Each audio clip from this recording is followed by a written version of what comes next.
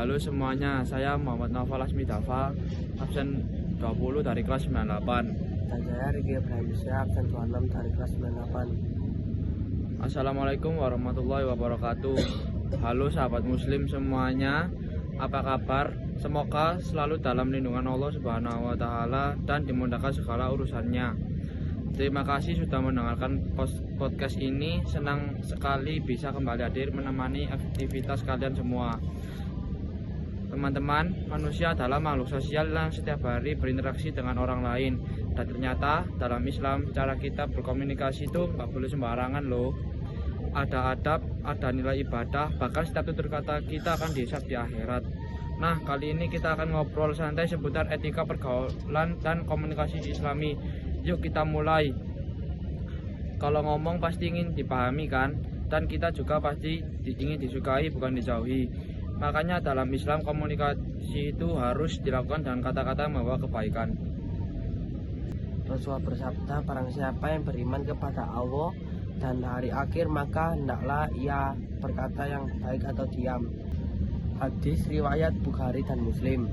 Jadi sebelum ngomong filter dulu nih, apakah jika kata menyakiti, kalau iya lebih baik diam, karena diam pun bisa menjadi lebih ibadah kalau niatnya menjaga lisan dari keterburukan. Kalau lagi main bareng temen ngobrol asik tuh pasti penting banget ya. Islam mengajar kita untuk Islam itu mengajarkan kita untuk saling menghargai, mengucapkan salam, tidak mengejek atau menyinggung perasaan, berdamai kalau ada masalah, saling membantu dalam kebaikan. Allah Subhanahu wa Ta'ala berfirman, dan tolong menolonglah kamu dalam mengerjakan kebajikan dan takwa, dan jangan tolong menolong dalam berbuat dosa dan permusuhan. Quran surat Al-Maidah ayat 2. Kalau sama teman aja kita baik, hidup juga jadi nyaman dan penuh keberkahan. Setuju ya?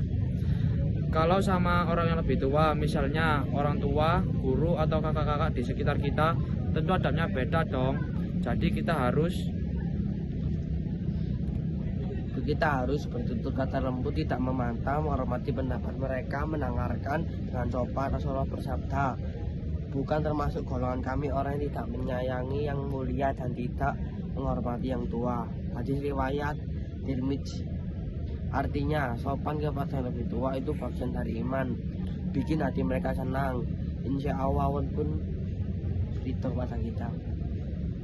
Nah, kalau sama adik kelas atau orang kecil, jangan sampai kita jadi sok berkuasa ya. Ya justru kita harus memberi teladan. Yang bermaksud teladan adalah sayangi mereka, lindungi dari bahaya, berikan contoh yang baik, dan menasehatinya dengan lembut. Dalam Al-Quran disebutkan, dan rendahkanlah dirimu terhadap mereka anak-anak dengan penuh kasih sayang. Quran surat Al-Isra ayat 24. Kalau kita mengajarkan yang baik pada mereka sekarang, insya Allah mereka akan tumbuh jadi generasi yang lebih baik pula. Nah, ini biasanya yang paling menantang ya. Islam ingin kita menjaga diri agar tidak tergelincir dalam hal yang sia-sia bahkan dosa. Adabnya antara lain terhadap bergaul lawan jenis, menjaga kemuliaan diri, tidak berduaan atau kaulat, menjaga pandangan, tidak mengotor lewat kata atau sikap, tidak berlebihan dan bercanda. Allah berfirman, katakanlah pada orang laki-laki yang berfirman, hendaklah mereka menahan pandangannya dan memelihara kemaluannya, dan katakan kepada mereka para wanita yang beriman agar mereka menahan pandangannya dan memelihara kemaluannya. Kalau kita menjaga diri, Allah pasti akan menjaga juga, benar kan? Masya Allah, ternyata indah sekali ya tuntunan Islam dalam pergaulan dengan menerapkan adab komunikasi dan etika dalam interaksi sosial kita.